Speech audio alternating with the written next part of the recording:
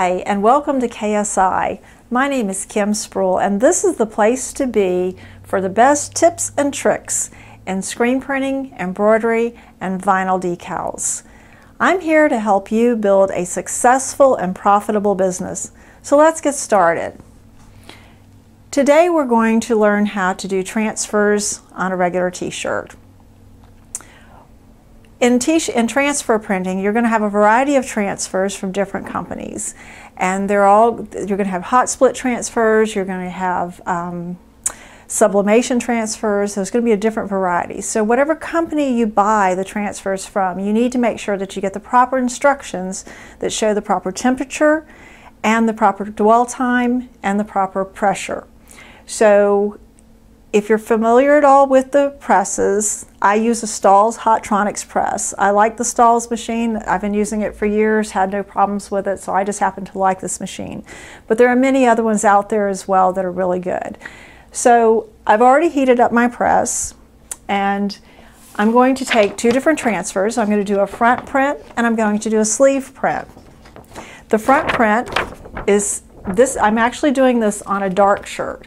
So doing it on a dark shirt, they've had to create this transfer to where they have a white underbase on there. So it's going to make it stand out a little bit better, just like you would in silk screening.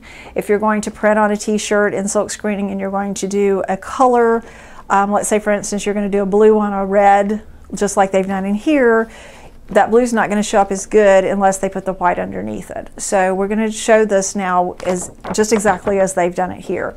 So the first thing that I would do is my press is already heated, and mine is supposed to be at a 375 degree temperature, and the dwell time is supposed to be for 8 to 10 seconds.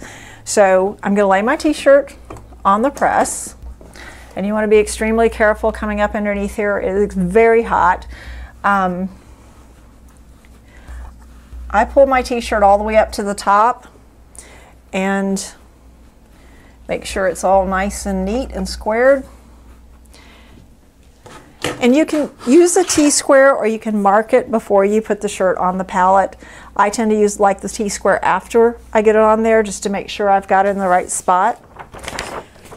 I make sure I have a squared off edge on the transfer, lay it face down, and then I'm lining it up just to the center collar, and I use 3 fingers from the bottom of the collar on a full front design. So I would take 3 fingers down from the bottom part of my collar, and then that's where I would start the top of the transfer. And the difference on that is that sometimes people are going to have a smaller design that's not going to be as long on the shirt. So sometimes you'd want to come up a little higher, sometimes you want to come a little lower. And again, it's going to depend on the size of the overall design. This design's a pretty big design, so if you go too low, it's actually going to tuck in people's pants if they use it as a tuck-in shirt. So we line it up with the T-square. This is a Teflon sheet. You don't always have to use Teflon sheets.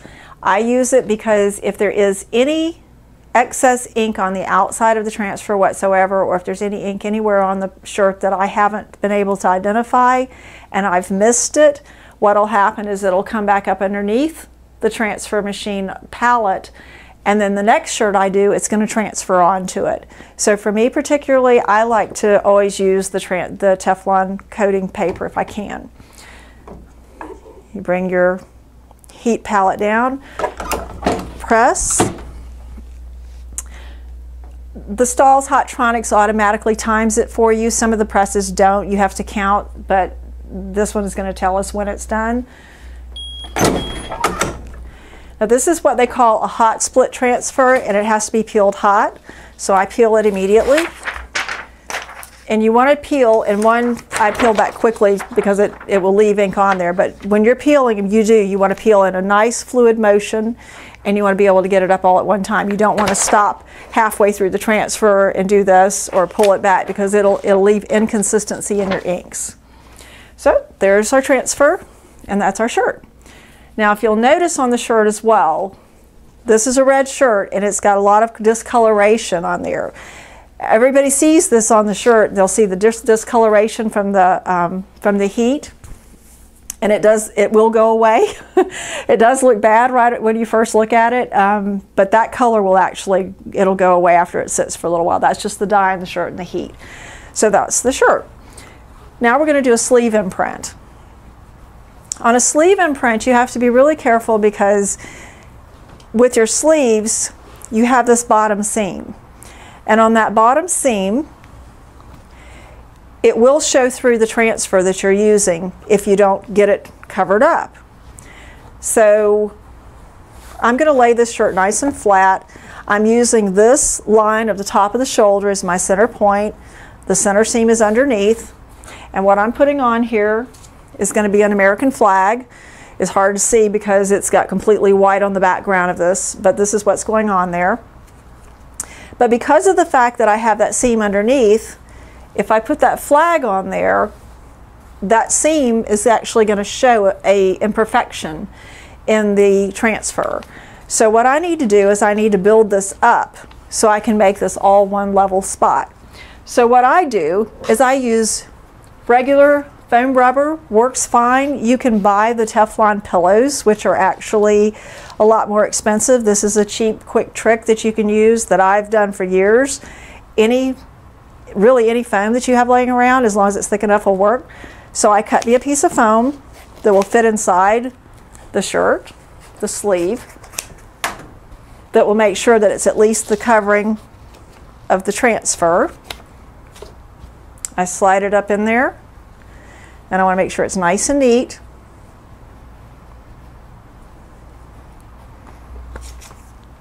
Take your transfer, lay it on there.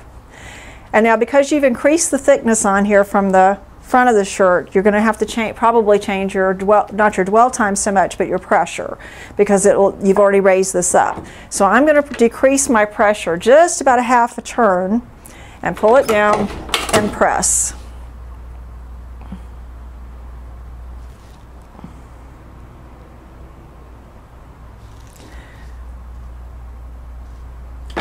Okay, and the same thing, we're going to do a quick peel.